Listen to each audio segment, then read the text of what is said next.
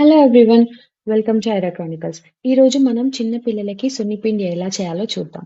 First 1 tea glass పెసర్లు, half tea glass బియ్యం and 1 tea glass శనగపప్పు. మూడిటిని 1 అవర్ ఎండలో పెట్టుకోవాలి.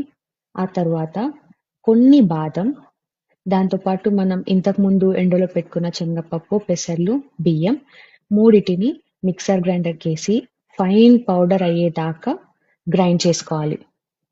చిన్న పిల్లల స్కిన్ చాలా డెలికేట్ గా ఉంటుంది. సో అందుకే చాలా ఫైన్ పౌడర్ చేసుకోవాలి. అండ్ మిక్సర్ గ్రైండర్ లో నుంచి తీసిన తర్వాత జల్లి పట్టుకోవాలి, పేస్ట్ చాలా స్మూత్ గా రావడానికి.